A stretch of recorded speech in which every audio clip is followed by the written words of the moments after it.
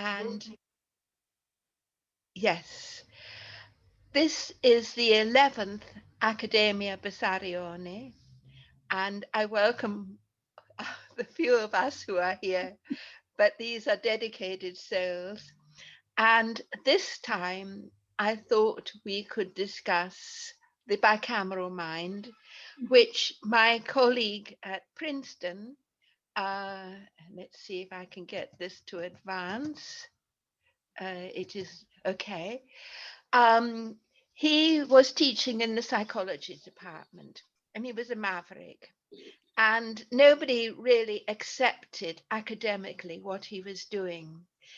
And when he told me that he was titling the book The Origin of Consciousness in the Breakdown of the Bicameral Mind, I said to him, Julian, no one is going to publish a book with that title.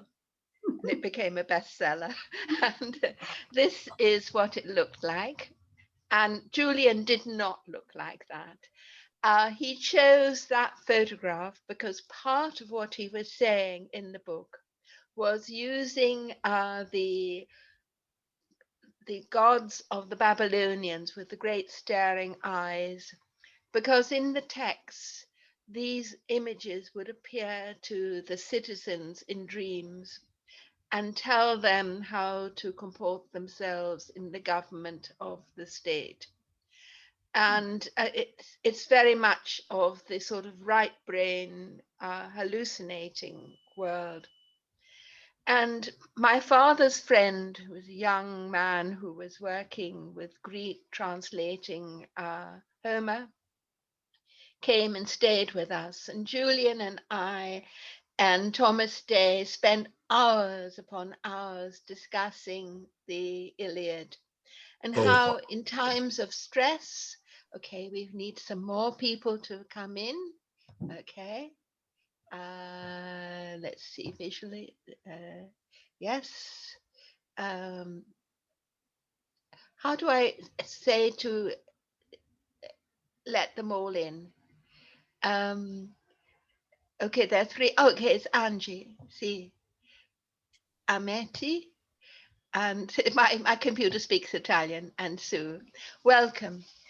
We are talking about Julian Jaynes' book and how he was studying the manifestations of hallucinations in early literature, where before literacy, the mind functioned differently. When we trained the right hand to write, this overdeveloped the left hemisphere and made us more rigid, more compartmentalizing, and so forth. So Julian was looking at Babylonian literature and he was looking at Greek literature, especially in Homer before the tyrant Pisistratus enforced democracy on Athens and had the text of Homer written down. If everyone else could mute their microphones, then we wouldn't get this noise coming in. And what happened with this was he was showing how, when, for instance, Odysseus in the Odyssey was under stress and had to make a decision, he would externalize that as Athena appearing to him and aiding him and advising him, the goddess of wisdom. It was hard for pre literate people to see this as within themselves. And so they tended to externalize it into images which they then created as idols. For instance, the Hebrew people changed from the Egyptian idols to the written Ten Commandments. It's a big paradigm shift in cultures. And Julian and I were talking about this also as being what happened with medieval pilgrims. They would go to the pilgrim churches, they would sleep overnight deliberately to have dreams of the saint, of the relics appearing to them and curing them. which goes back to pre-Christian times. This was done at the theatre of Epidaurus and the great hospital. There was no city there, but Greeks came from all over to Epidaurus for healing. And the theatre was a form of healing. It was therapeutic. And, for instance, Oedipus Rex and so forth, which even Freud was using. So Julian and I spent hours upon hours discussing this book, and he got it written. And also, the Boston publishers published it. Um, we knew not to get married. His previous girlfriend had suicided, and there was this great sadness to Julian, but also this wonderful playfulness and willing to be a maverick, willing to go outside of the academic structures. And then it was found he wasn't using, brain scans. They didn't really exist at that time.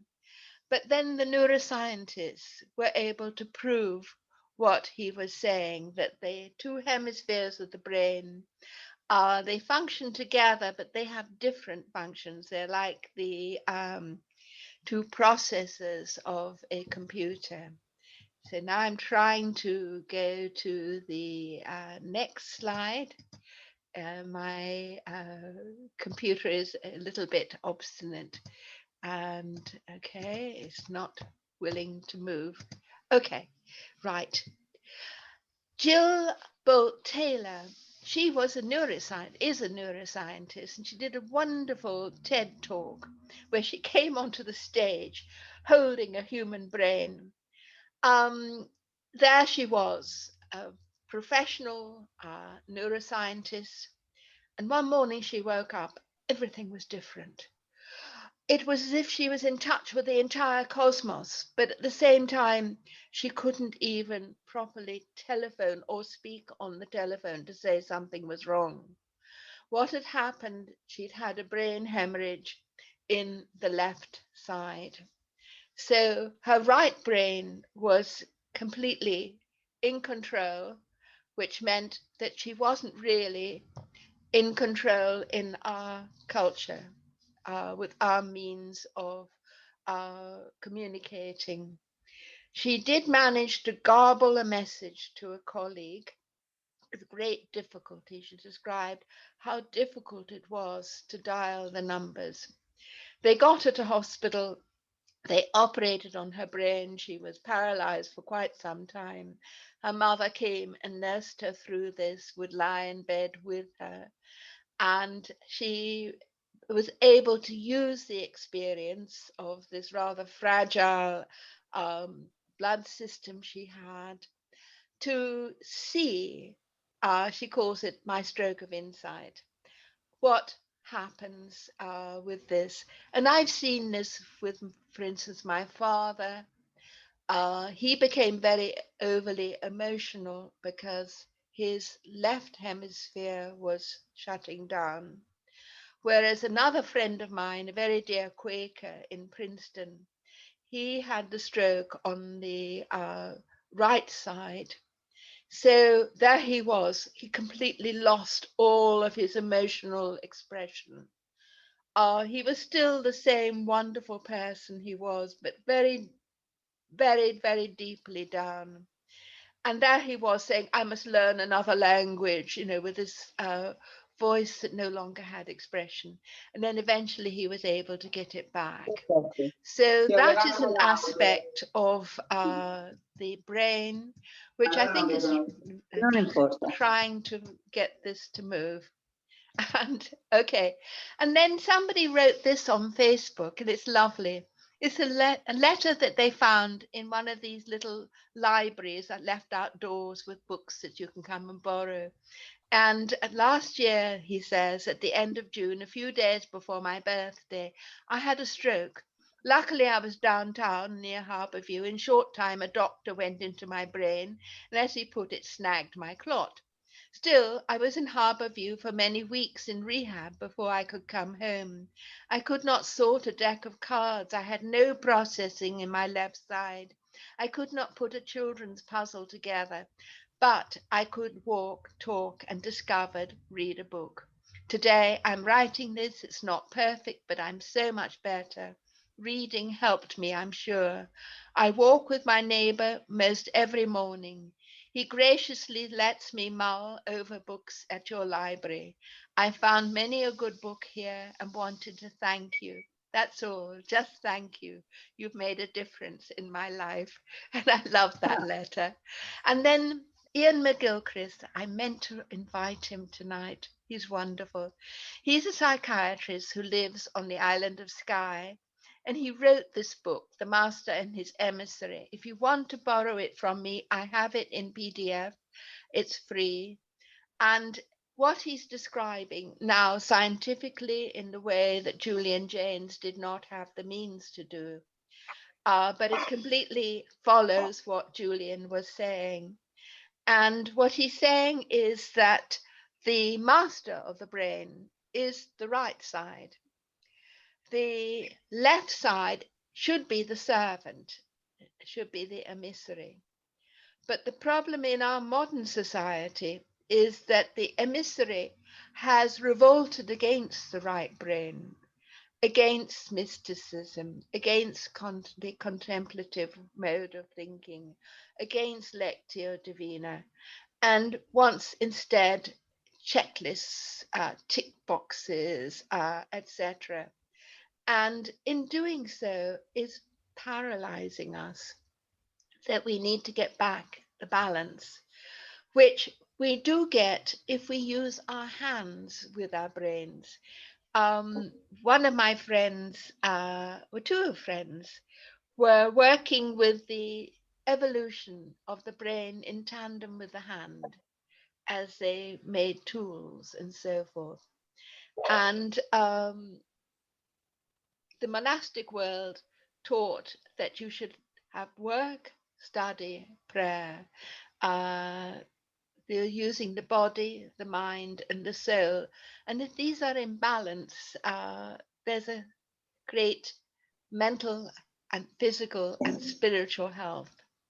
Whereas modern education is centered only on the intellect and divorces itself from this other part of the world, which is filled with color, it's sensuous. Our black and white printed books don't do it. This is why when I do Dante on the web, I give the medieval gold leaf miniatures, the music, the oral readings, because that was the way medieval people read texts. They read them still orally. We've been taught silent, intellectual, abstracted reading. And this is why I wanted to talk about this in terms of literature, and also patterns of circles, of fractals, of music, the way in which you go in and out, A, B, C, B, A, and so forth, instead of just the additions and subtractions of mathematics, the chiasmus of algebra, which is the way the human body is made with its symmetry. The left and right sides mirror each other, but slightly differently. And here I wanted to say a little bit why I got into this. When I broke my right shoulder in February, for several months could only use my left hand to typeset free books, I found I became much more creative. And that was when we were working with the Academia Bessarion and so forth. And I'd already had the problem of a bullet wound in my arm, right arm, when I was a toddler, the Battle of Britain, left out on the lawn and Spitfires above me. Then I'd had cancer in the right breast, which meant they took out the lymph nodes, and now this. So my poor right hand, which is to the left brain, is a bit crippled. Fortunately, as a child, I had read of how Leonardo da Vinci was ambidextrous. So, though trained to write right handed, I had sought to make my left hand likewise be dexterous, now this standing me in good stead, as I am also dyslexic. The Battle of Britain was at the beginning of World War II. At its end were the flying bombs from one of them exploding above our house in Sussex when I was 6. I lost much of my hearing, meaning I did not hear my teachers, learning instead from silent books. I left school at 16, entered university in America, eventually got my PhD at Berkeley, but my thinking was always different than was others in the academic world. And I find every now and then I really get attacked by colleagues, especially about Julian. I've got to kowtow to what is parroted instead of what I find when I work with the manuscripts with paleography directly with the materials. It's not accepted in the publications. And Julian Jaynes wrote about this. He said that when the cultures change from right brain to left brain dominance, uh, people would actually commit genocide against those whose brains were functioning differently than were theirs. And this also goes into the treatment of lunatics and so on. Now I'm trying to, okay. This is the wonderful icon at St. Catherine's Monastery in Sinai. We weren't allowed actually in the monastery buildings. We were within the walls when we did our pilgrimage to Sinai. But this wonderful early icon, which was too far away from the iconoclasm in Byzantium to have been destroyed. And what's interesting, this is also true of your own face. One side is judgmental, and the other is merciful, justice and mercy. And really, in a sense, we are mirrored in God, we are in God's image. And there's a side of us which condemns ourselves, and the other side which forgives and affirms. And we need to get those two hemispheres affecting our faces also into balance so that we are moral but not self destructing. And someone has actually played the game of using the two sides on this other. And then, okay, these are the wonderful pantocrators in Sicily. This at Cefalù in these huge apse. And I realized once I was in Dallas, and a friend, an art historian who worked with icons, invited me. She was Anna Maria Carr, invited me to the Easter service in the Greek Orthodox Church. And there you are in the dark, and then one candle is lit, and then this great ghostly figure emerges. Christ is resurrected, and all around you are hearing Greek, and these would be ordinary townspeople. And I was saying, but these are the Greek immigrants. They are not the university trained people whom we think of as Greek scholars. These are the real people of the gospel.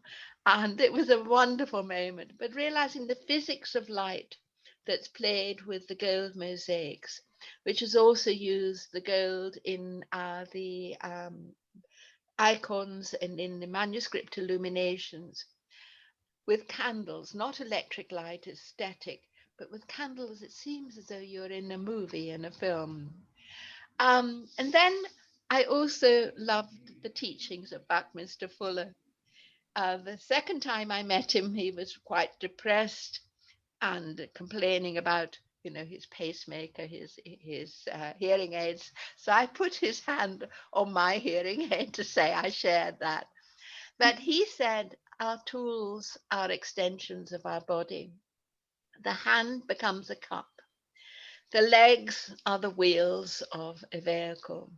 The ears become the telephone, the eyes, the television, the camera, the heart, the pacemaker, the brain, a computer, and the head, with its capacity to remember, to learn, a library.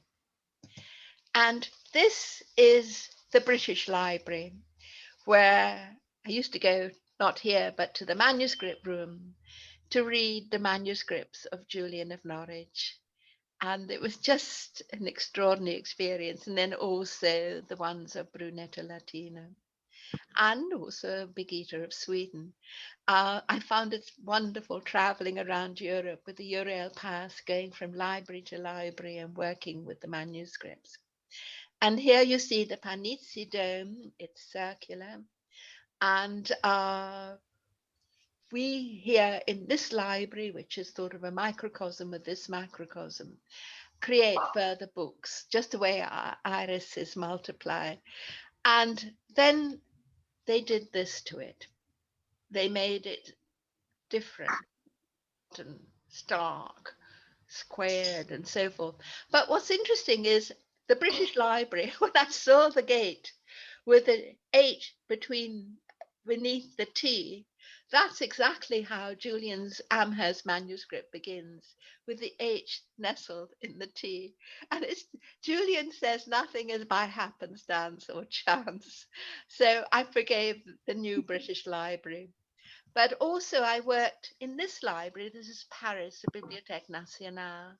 And again, it's wonderful dome structure.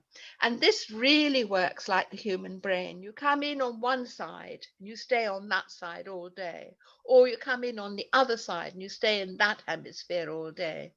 It is like the brain with a hemisphere.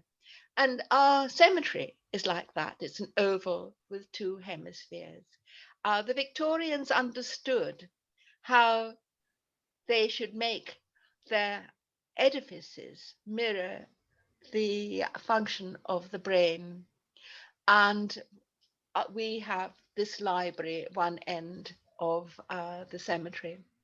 And then we did this in the 20th century, glass boxes.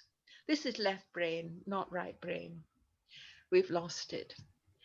Uh, So when we discussed the discovery of Dante's handwriting, possibly, and I was using the page, I gave this to the journalist from the Times of London, where Brunetto is teaching Dante how to square the circle, and this manuscript is possibly being written out by Dante at dictation from his teacher. Squaring of the circle, Brunetto says, the circle is so much better a shape than the square. It holds more. The barrel of wine, the comets, the planets, the sun, the yolk of the egg within the egg. All of this, it's nature's efficient shape. You don't really get very often squares in nature. That's our left brain imposing things mechanistically. And here you get from the Laurentian Library the squaring of the circle. And also in this manuscript, Brunetto teaches them that if you had a hole through the center of the earth and you dropped a stone, it would get stuck in the center with gravity. Now, this is before the apple falls on Newton's head. And he's said to have invented or discovered gravity. No, it was already known. And then Dante puts that into hell with Satan stuck in the middle of the earth. Uh, this is the cosmos. And then this is even more wonderful. This is the cosmos that Brunetto was teaching to Guido Cavalcanti, to Dante Alighieri, and to Francesco da Barberino. And amongst the angels, between the principalities and the angels, is man, Homo. This is the beginning of the Renaissance in the 13th century, not the 15th. The honoring of our humanity, our common humanity, as divine. And then we have this wonderful vision of the earth from the seen by the astronauts, the Apollo. And Dante, throughout the Commedia, is using circles. His son Pietro says that the Commedia is formed on the Roman theatre, which was circular. And here we get the journeying. Okay, I don't have that quite right. The journeying in the next slide, right? I'll try to go back, is from the earth and Satan at the very center, in the middle of that, inside it, to the whole turned inside out or right way round. In Boethius's Consolation of Philosophy, he spoke about the circle and the center. The center is freedom, is God, is goodness, is beauty. As you get farther and farther away from God, you negate yourself. Sin is simply the tending to non-being, non-existence. And I went through a phase which got me into trouble in graduate school of plotting literary texts as circles with centers and going the chiasmus design and so forth, which is not left brain linearity, which is the way we are taught now in universities and schools, but the chiasmus and the antiphon, the sort of envelope structuring. And we remember Alcmaeon, Aristotle's physician, saying, man dies because he cannot join the end to the beginning. The left brain cannot join the end to the beginning, but the right brain can. It's outside of time. Poor Freud had this wonderful image of the mind as like Rome, that was, is, and will be all coexisting. And then he said, oh, but this is nonsense. That's his left brain rebelling against this wonderful game of eternity versus time.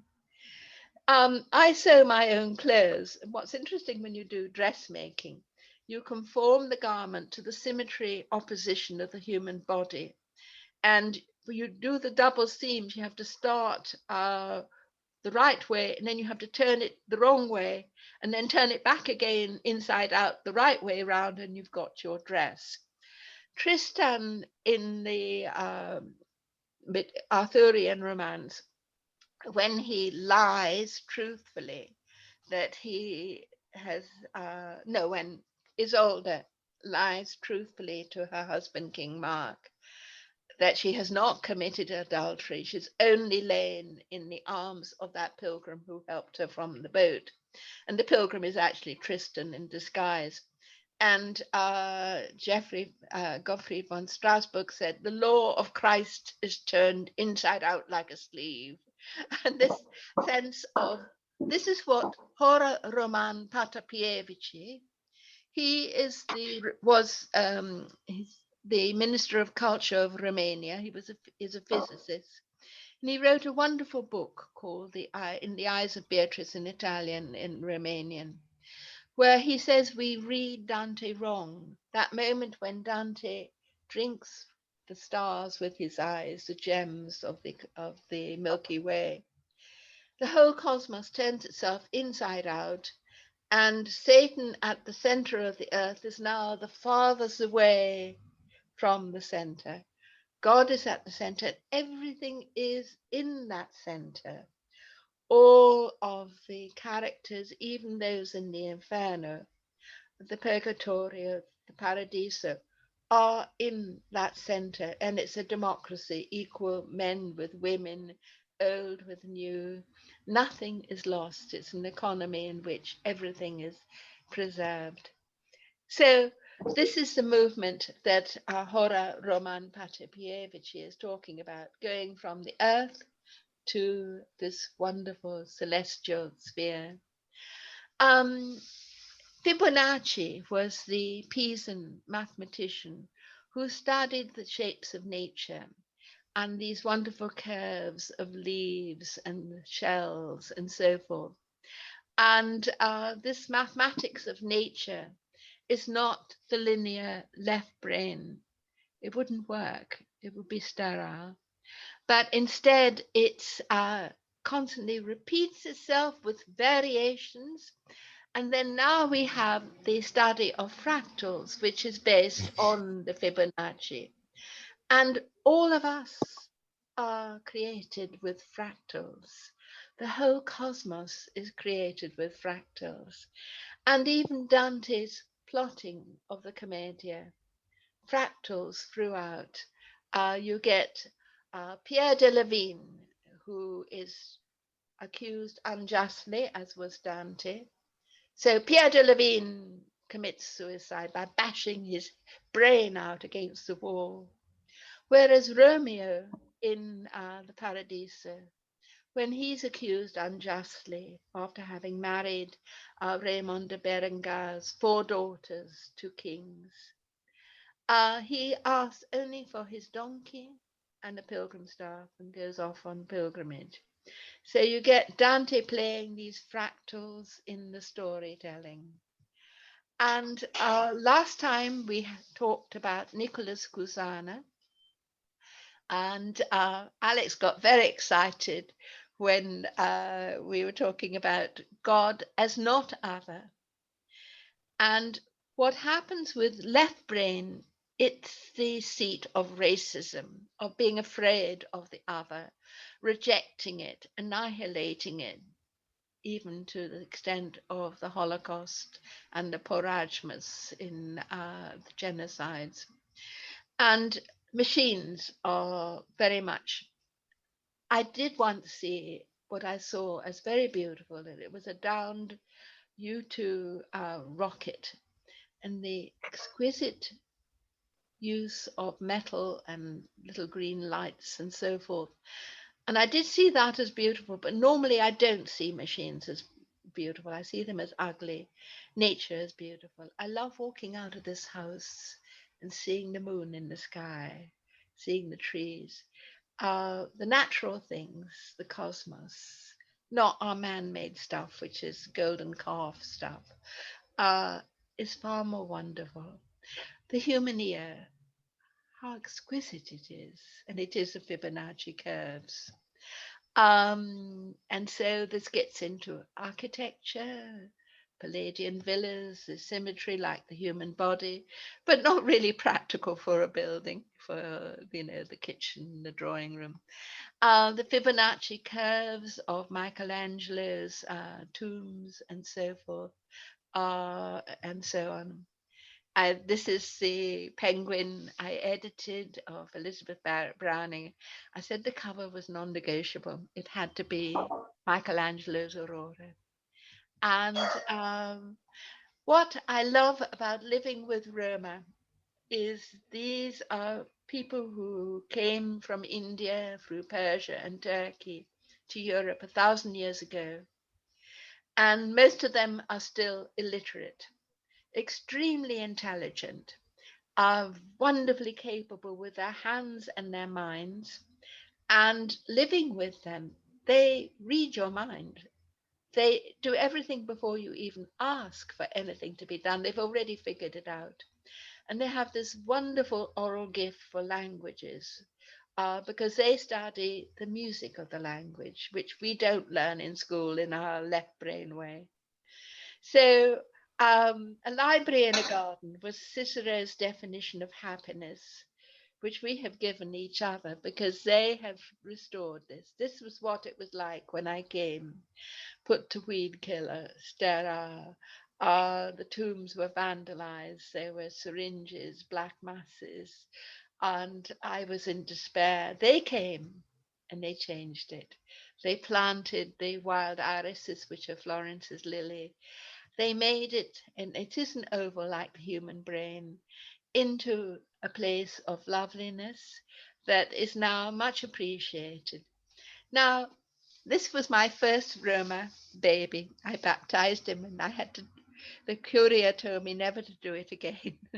um, but it was wonderful because the family came and stayed with us. They were clandestine, it was illegal for me to have them. But I knew that no priest was going to baptize this Roma baby, and the mother wouldn't let him stay in the cemetery if he wasn't baptized. So the alternative was out in this terrible rainstorm in the open. And I had already built a cradle for this baby. And with using the Cardinal Bessarion Villa's Fibonacci curves of the pomegranates, she would sing to this baby a wonderful lullaby of Alleluia. And from then on, we were saving Roma babies from being stolen by social assistants who use them as a baby market. they make so much money out of them and they treat them so badly. They hate them. These are the participants in our alphabet school, also working in the garden with the irises. And these are the famous white irises, which are very rare, but those were the original Florence irises, from which the Romans called the city this name. And here are more of them. We feel that it's important in this kingdom of heaven we have um, ecotourism, that the land and the people can be healed together. And this is Daniel, who is, and with Vandana, they're now back with us.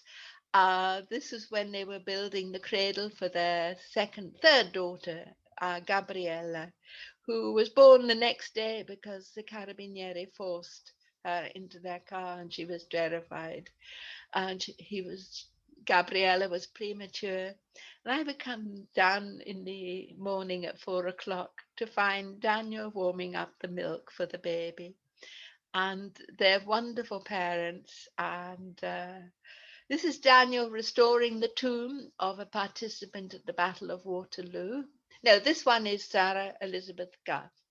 And Viscount Guff paid for his apprenticeship with one of the top restorers in Florence. He came here almost barefoot in poverty, but is brilliant. And here he is restoring the tomb with Nicolai of Edward Porteous. They collaborate so well when they work together, this capacity to understand each other's brain, because they're not so involved in their own self, but sensitive to everything around them, seeing things holistically. And see the skill with which they're working with this heavy piece of marble. Okay, this one needs to go back.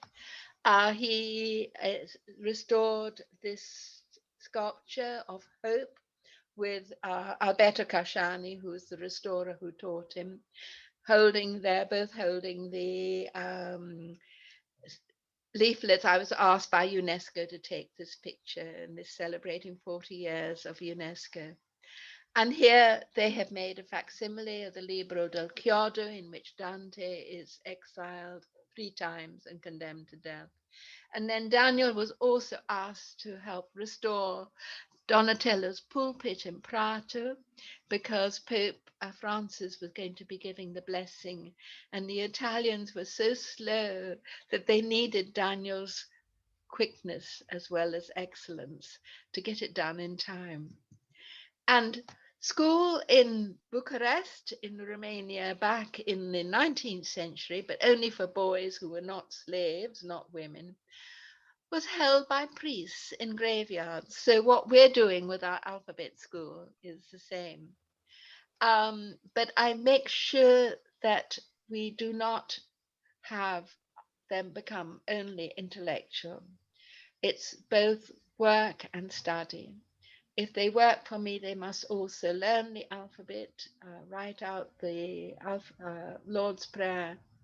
But I do not want them to be only scholars. I also want them using their hands and telling stories orally.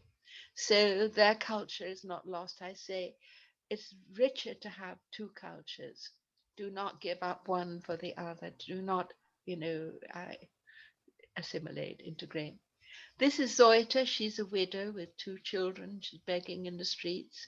She's looking at a children's Dante and she's saying, "Que bello, how beautiful." And her 2 children. This is Esmeralda. She's 10 in that photograph. She was in school. She was able in her third language to read Aristotle, translated by Brunetto, Latino, Dante's teacher, on justice in medieval Italian perfectly. And even Bandana also reads Brunetto perfectly. And this is the boy, and I love them. And then there's 2 students with them are from New York University, Villa La Pietra. And then my ordinance twins came. I was teaching her. She's the mother of five daughters, and she was in the program, the Anglican program, but she's a Methodist minister, studying theology. And the two daughters came to teach the Roma how to chisel letters on marble, because this is also a wonderful way of learning the alphabet. And this is Marianne doing the chiseling of the governess of the Tsar of Russia, who came from the island of Mal, from a very poor family, but was much loved by the Tsar, Sarah Catherine McKinnon. And Marianne of Ray is sculpting her name on the plaque because the tomb is lost, and we wanted to give a memorial on the wall to her. And okay, this one is wonderful because Daniel sculpted this, chiseled this. Frederick Douglass, ex-American slave, came here 11th May 1887. And Daniel's people, they were slaves in Romania from the Middle Ages until the publication of Uncle Tom's Cabin. We have the two writers who influenced Harriet Beecher Stowe writing earlier anti-slavery novels, Francis Trollope and Richard Hildreth. They're both buried here. And Richard Hildreth did this engraving of the last daughter being sold away, which is what has happened to the couple we have here, who all four children have been stolen by social assistance, and we've been fighting all the way up through Italy's Supreme Court, 7 years, to try to get them back. And this is a poster selling slaves in Romania. They were mainly owned by the monasteries. They're very devout Romanian Orthodox, and by the nobles.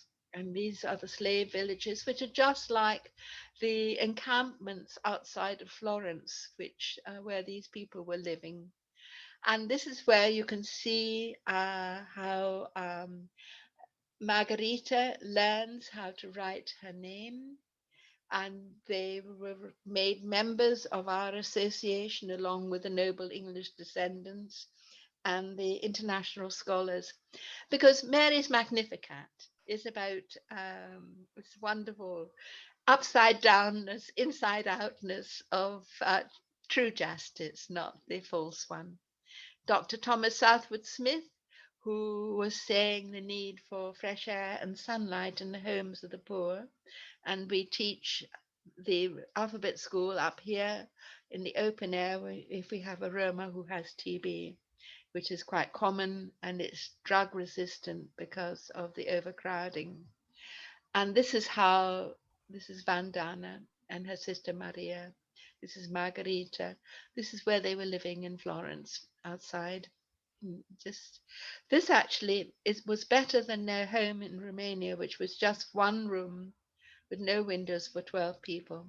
Here they're seven and they've got five rooms. Now they're living with us and they're wonderfully civilized and keep everything clean and orderly, much better than I do. When they were bulldozed out of those shacks, they came and lived under the loggia of the Innocenti, and no one did anything for them except us. I now pay Mihai 100 a month to wash this beautiful pavement to the Santissima, which is a church here, which in the Latin, Robertus Pucci's, uh, is given to the people of Florence, and it uses the words from the Latin Vulgate about the floor of the Jerusalem temple and its precious stones. So, in a sense, this is what Dante was doing in the Vita Nova, was turning Florence into the New Jerusalem, because Beatrice dies at the same time that the Jerusalem kingdom is lost in 1291. And then for Dante, with exile, he loses his Jerusalem all over again and creates instead a Jerusalem which is heavenly rather than earthly. Jerome saying you can reach heaven just as easily from your cell in Britain as from Bethlehem. And this is Diamanta. telling stories, and her stories are wonderful. They're sort of straight out of Shakespeare and Apuleius about kings and princesses and so forth.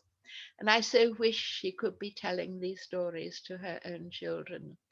They are very moral stories. If you are kind, people will help you. If you are cruel, you will meet with cruelty. They are ways of teaching morality from a very young age. So this is how we have created our own kingdom of heaven. And now I want to talk about the rose windows. Boethius spoke about circle in the center. When you are inside, this is Notre Dame before the fire, had this wonderful rose. But if you go on the outside, and this is a different church, it's quite different. You're in the marketplace, and it's black and grey. And often they will have Fortuna, the goddess, with the king rising, being crowned, and then falling, Fortuna. But inside, you get this explosion of heavenly color, and usually instead of Fortuna, it's the Virgin and Child.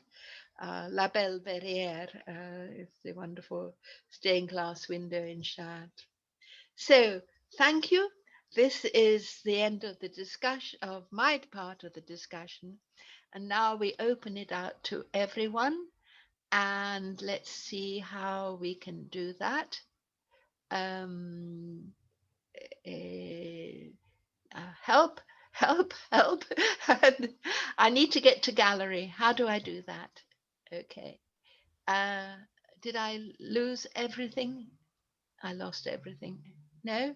Yes, no, I didn't. No, you were Um, here, Julia. okay, right. So I can get rid of the that, but good. Now we can discuss everything. And Anya, could you Yes. comment? Yes. Thank you, Julia. That was a wonderful, wonderful introduction to this whole topic. And I took a few notes myself.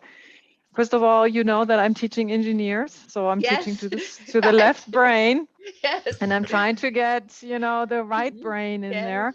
And it was interesting when you showed the view of Earth. I had an astronaut come to my classroom once, since I do Mhm. have a lot of aerospace engineers. And so the left brain gets him into space. And then he said, we sit up there and then we have no way to express what we really experience. So Yes. what he does, he listens to music, he reads poetry because he cannot access Yes. what's really deep Right. down, what Yes. brought him there in the Mhm. experience. And I always find that such a pivotal moment where the right and the left brain really need to come Yes. together. I Yes. mean, the right brain does inform the left brain. We cannot function, the left brain cannot function without the right brain, because that's where creativity is. But they But do need to mesh. Yes. Mhm. they Yes. do, definitely. And I've just always imagined this astronaut being out there in space, Yes. not able to access, Mhm. what am I going to do with this experience? So I Yes. really love that. My students are so linear. And when they come to my classroom, Hmm. they need to be cyclic. Yes. Discussions are not linear in our field. We Yes. have to, this is quite interesting because they have to snap out, they come to my classroom, they have to snap out of the notion that there's an answer to everything. And there isn't. It's not linear. Our, Yes. dis- our discussion is not linear, it is more Mhm. circular. Then I was Yes. thinking, just when you were talking about the rose window, I was thinking the whole time, the rose window in Chartres. If you are in front of the cathedral and you can divide the cathedral front into 7 segments, and they correspond to the Indian chakras. Ah, And the yes. rose Mhm. window Mhm. actually corresponds to the heart chakra, which Yes. I think is quite interesting. It's located exactly where the heart chakra would be. Mm. If you take the facade down and imagine you fold Chartres and you fold it down, the Mhm. heart, the rose window corresponds to the labyrinth. So it would lay down exactly where the labyrinth is, Mhm. which I find extremely fascinating. Mm. Because what you do in the labyrinth, you continue to the circle. It becomes this personal circle because you can walk it, but you walk it yourself Right. into Hmm. the smaller Hmm. circle. And Mm. I just find it so interesting that architecturally it is located exactly Yes. where the rose window are. So the Mm. two centers really meet up Yes. right Hmm. there. So there's so many moments of, where circles meet up, or the right and the left brain correspond. Then the other thing I have to say, Julia, you are such a wonderful person. What you do to these people, what you celebrating their culture, what you said about don't give up your own culture, it is so true. And I travel so much in Asia. I've been to Tibet, and the Tibetans have been, their culture has been ripped Hmm. away from them from the Chinese. As much as I love the Yes. Chinese, I Hmm. have so many It's Chinese soul friends, killing. but the Yes. politics is just so awful towards Yes. those Hmm. minorities. So anyway, so those are a lot of ideas that I'm just throwing at you. Thank you. And Yes. Hmm. yeah, it was very inspiring. Right, Julia, Alex. Mhm. Julia, and again, first of all, I thought that was extraordinary about the astronauts. And I also had that thing about the rose window, which I have to say is now imprinted in my brain, both parts, because it was so subtle what you did, but it's just memorable. I want to say, and going back to something earlier, talking about this question of how you sort of access the right brain in our times. And I find this is something that I'm writing on, that I find it so interesting that some of that you probably know this, the first pioneering neuroscience studies used Mhm. both Franciscan nuns and Buddhists, Mhm. and then Yes. Carmelite nuns. And Mhm. they found this ability to go to access the right hand brain. But what they Right. actually Mhm. found Mhm. is the center, what connects those two is called the corpus callosum, and it Mhm. it it dictates the traffic. And so both Yes. Mhm. hemispheres are complementary and competitive. And Mhm. so what they found in these cultures that did work, study, prayer, and Mhm. use their hands Yes. all the Mhm. time, they could access the right brain Right. very Mhm. quickly. Mhm. And Yes. I think that it's interesting that you have, so it's not just that a monastic idea is past. Actually, what you have are Mhm. neuroscience. So a very good friend of mine, Paola Mhm. in Bologna, who teaches a neuroscientist, always talks about how the discoveries, you have to go back. You have to go back into what a culture has already done. Mhm. And I just Yeah. want to add as a footnote to something you said, that you talked about being in the British Museum reading room, where I've been in the old one. And you probably know that, I think it's in a room of one's own. Virginia Woolf describes it as walking into a giant's brain. Yes. Yes. Yes. So you're Mhm. absolutely right. Right. And But it's I such a do. loss that that wonderful Panici dome, and And I it just was. want to say Mm. too, this thing about the neuroscience studies using the Buddhist monks and the Franciscan and Carmelite nuns. Mhm. Um, they replicated these studies with truck drivers who did not believe in anything. They were atheist, and were Mhm. able to find that the truck drivers, over a month working with hands and a kind of certain kind of Mhm. repetitions, but were not certainly left brain, they had the same breakthroughs to the right brain, Right. um, Mhm. that the people who had been doing it in monastic communities did. Yes, yes. And this is what I find very touching about being with the Roma. Or also when I was traveling on Greyhound buses visiting my children in America, which one wouldn't have done when living in America. But that was the only way I could afford to get to see all of my family. Um, the Native Americans, the African Americans, the kindness of these people, and these are people at the bottom whom we despise our culture, their educated culture.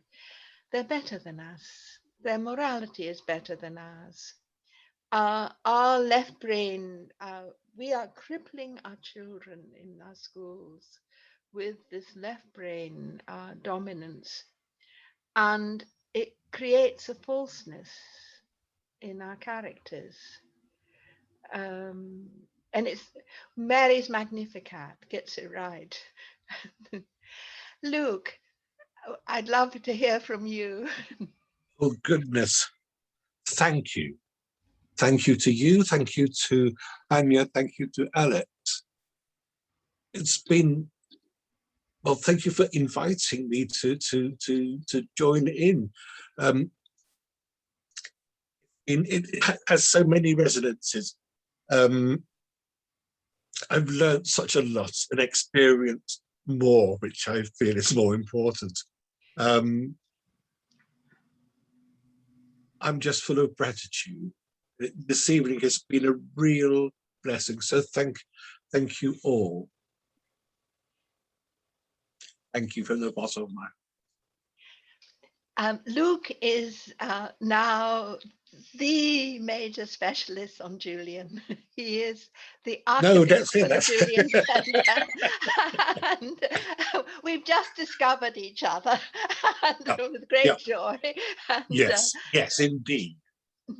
No, it's you know, I've been wanting so much to edit this manuscript that's in the Norwich Castle, or was in Norwich Castle.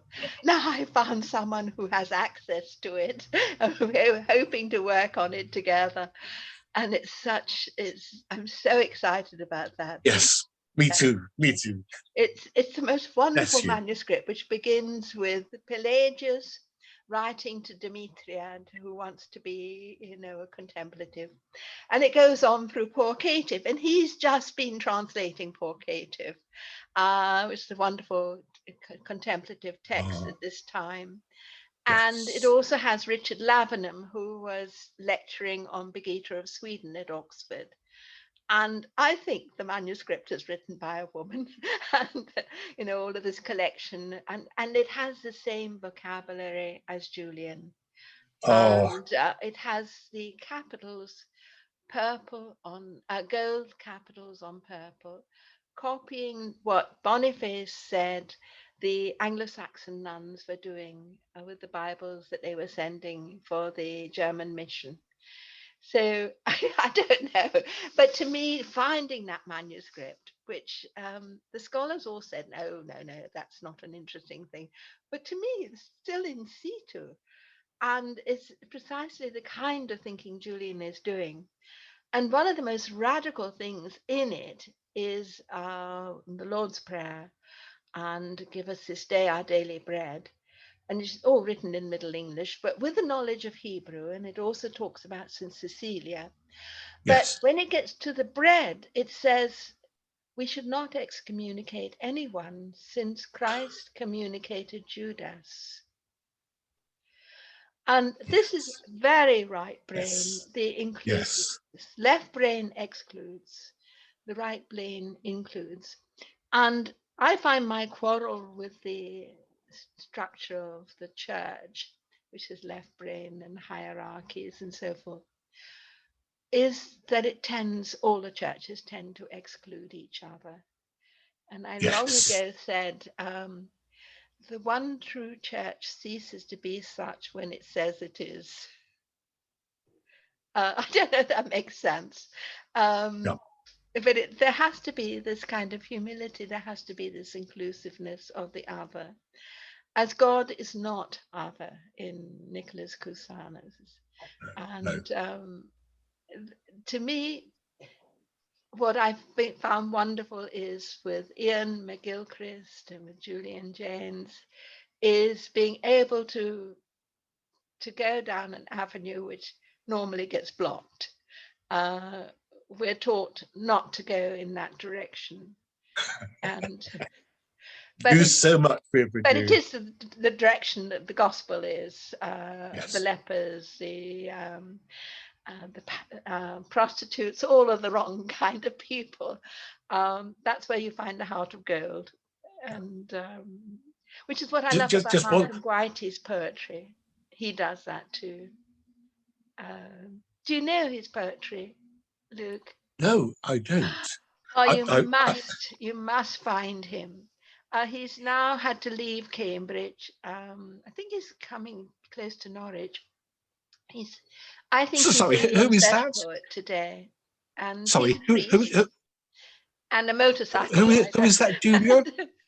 Sorry, who is that, Julia? Okay, Whose can you hear poetry? me?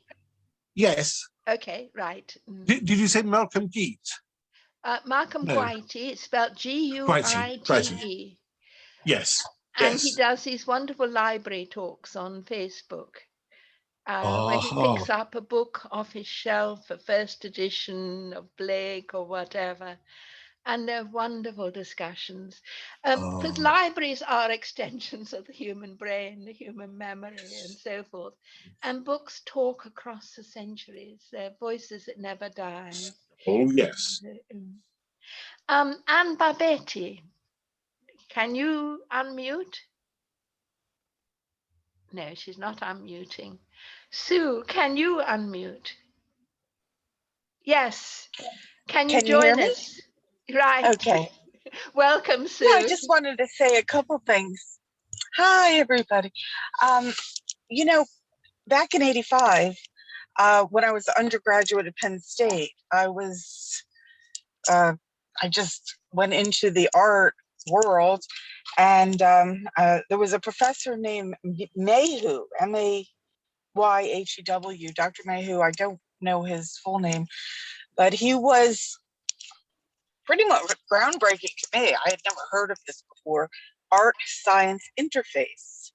And we had a wonderful class where we used lasers to do art projects. And, you know, I was just learning, not being very scientific, about, you know, a hologram, to make a hologram with lasers. Yes. And how the glass was one picture, and then if you broke it into, you know, how many pieces, each one would have the full image.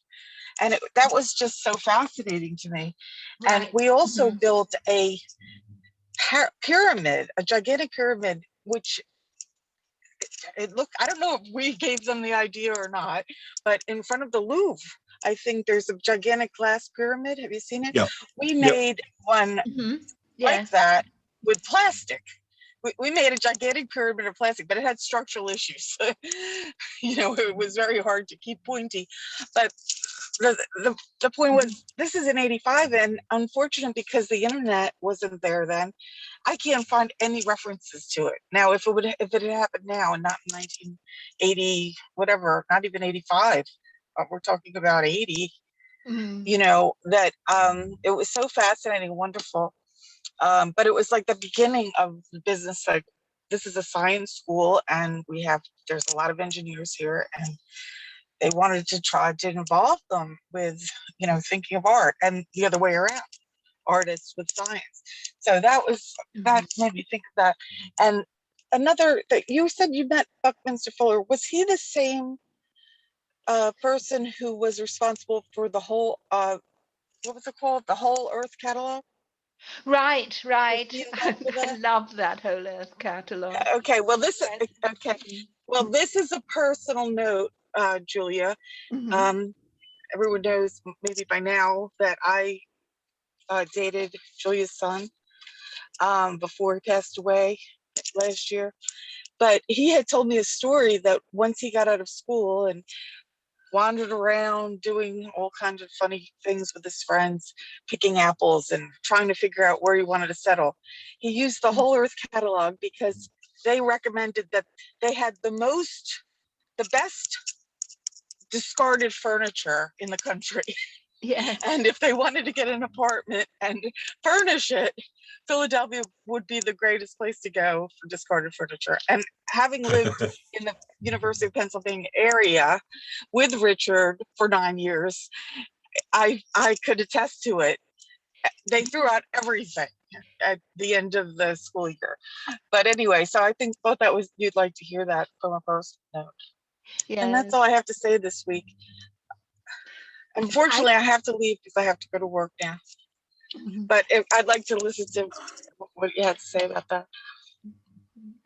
I can remember Are you okay, Richard was my Julia? son, whom I've lost, and Sue has lost. But I can remember when he was a baby, when he was a toddler, and he was fascinated by the idea of what he couldn't pronounce properly, infinity, infinity.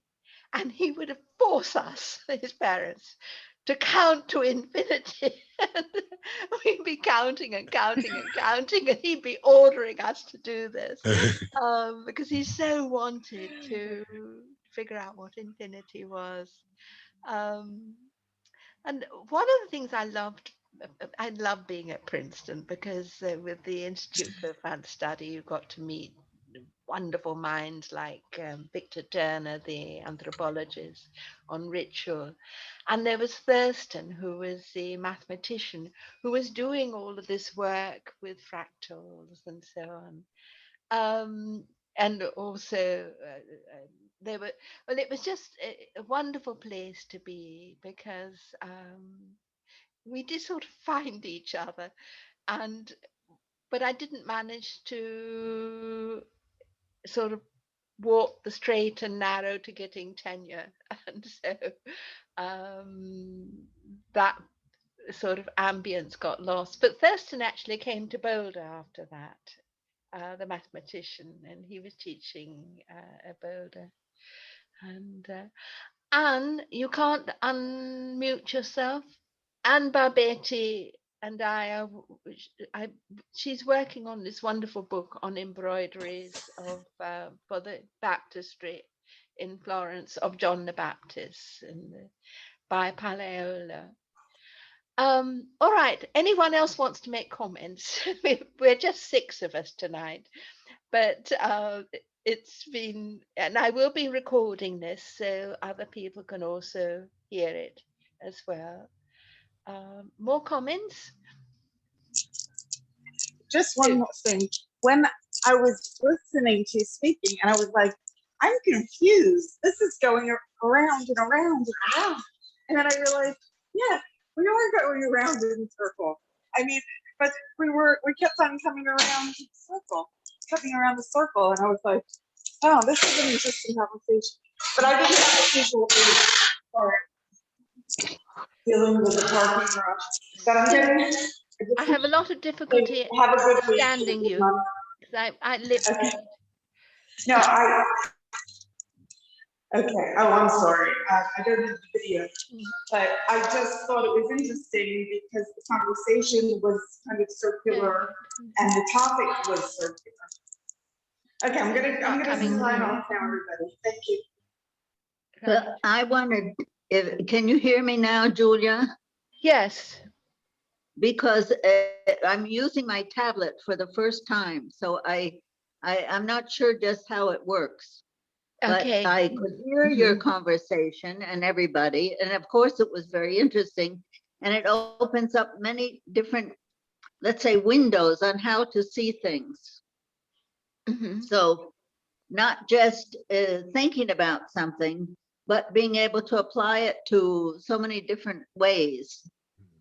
So yes, anyway, I should have acknowledged that the discussion on rose windows actually came from John Lyerly of Toronto, who gave a wonderful lecture on this at Princeton with slides, and he traveled and taken photographs and so forth at great cost.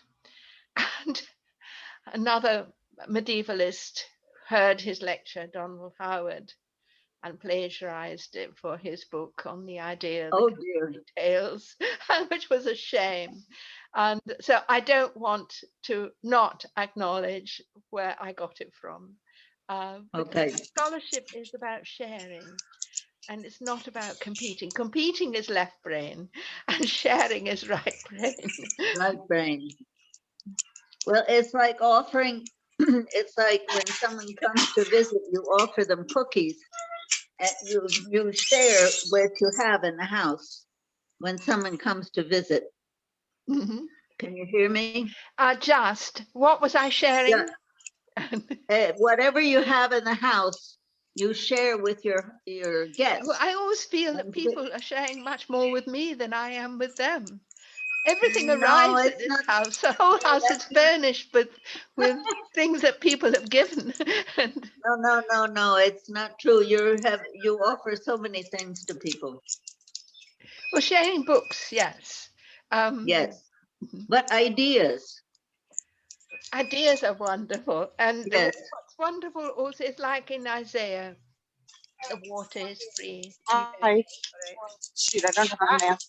And that's the way I think learning should be. This is why we've sort of been doing the academia Bessarion. It's not commercial. It's done out of love, and it will be on. All of these are on the web, and I'm also trying to put them into Italian as well, so that the Italians will share in it. Alex, do you have something to add? Can you unmute? Yes. Yes. Mhm. Right. I just want to add, I mean, there was so much as usual to even find an entry point. There were so many beautiful things in this presentation, Julia. I think one of the things that I didn't expect but was so moved by is the ending that you have. And you sort of, Aristotle's physician, you sort of, this Yes. then found the beginning here. It was all circular, very elegantly.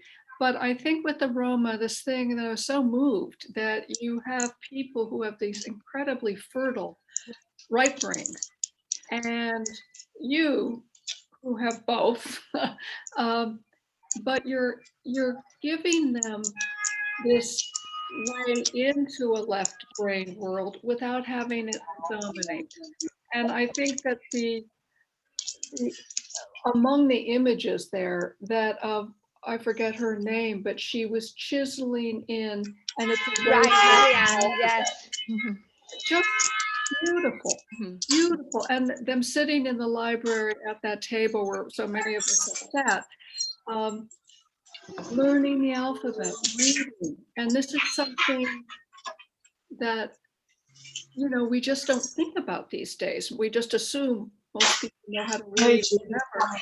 And so what you do, not only are you giving furniture and books and ideas, but you are giving lives to people. You're giving them Do I very, need a mask? Do I need a mask? Do you happen to have masks, Doctor? Can I have one just in case? Right. Appreciate it. I'm a bit lost.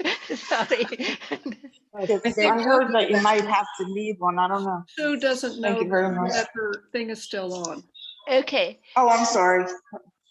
Mhm. I'll mute myself. Sorry.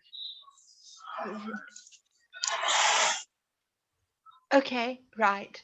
Okay. So I think Alex, you're right. What I thought that one photograph where one of the mothers looks at a children version of Dante. yes. That was a very moving image because she had access to Dante in this very visual way. And I think there are many ways we can access our texts. I mean, language is linear in itself. Yes. It is, you know how frustrating it is. I always tell my students, when you have a dream and you try to talk about it and you put the dream into language, you have to squeeze it into this linearity and the dream falls apart and the whole experience Right. gets lost. Yes. But if What you're an about you? artist, you are able to use language in a way that it does not give, that linearity doesn't oppress the experience. And I think that makes an artist, right? The verbal artist. Right. I have an article essay I wrote where it begins and ends with something that's written by a student at Boulder, who is now a professor, Lauren Mayer, and she describes the people on this island, and there's a fear of a tsunami. So they create a great tapestry of all the fishes in the sea and so forth. And it holds back the tsunami. And then one child says, but it's not real, is it? and a tsunami crashes in on them. And it was an essay I was talking, it's called Global Tapestry, and how to include non-Western, white male texts, to include Elizabeth Barrett Browning and Pushkin, because they're both part black, to include Terence and Apuleius and so on and so forth. But I was also talking about how this awful moment in my classroom in Boulder, in the past, I'd always managed to have some students remember the fairy tales. And the evangelical students would always know the Bible and so forth. But there came a point where none of the white students knew any of the fairy stories. They were all lost, except one finally said, "The Emperor's New Clothes." And I said, "We've become naked like the Emperor in the new clothes because we've lost all the stories." But always the other students, the black students, the Asian students, and so forth, they still had the Bible and they still had the stories. And Bruno Bettelheim talks about how important the stories are for psychic health. I can remember when I first came to America, the psychiatrists and psychologists were saying you've got to abolish all the fairy stories because they're not real. This very left brain stuff. And my husband actually gave away the books I had wanted to be for my children before they were even born, in that sort of atmosphere of you don't want the old country, you don't want the culture, you don't want the stories. But they are healing stories. And when we did the book on Apuleius, at the end of it, I have a Hispanic penitentiary woman telling a wonderful story that she had told us in Alberta. And I had Leslie Silke talking about the importance of her Pueblo stories. And I had a gypsy woman who was adopted, which she was in an orphanage in London. And she wrote a wonderful account of what it was like to be an orphan and then in service, and then finally not needing to be in service any longer and being free and having her own family. And that we published her story as a book, and but Virago turned it down because they said somebody like that couldn't write that well, it couldn't be true. And the thing is, her orphanage actually was educating her very well, and the Astronomer Royal was coming and giving them books. She received Lorna Doone from him, and so forth. So the social assistance here comes at the Roma children thinking that they're awful, so they internalize it, and we come at people with these misconceptions which annihilate their being. And it's so important instead to turn that inside out or the right way around to what I feel. I never expected this to happen, but it has here. And I used to feel worried about teaching in university, knowing that my students were privileged and so forth, always wanting to be able to teach those who were not. Feeling that this is something that to be shared at all levels. And when we started this library, I said specifically it's to be for illiterates and scholars together. And it works that way. It works beautifully.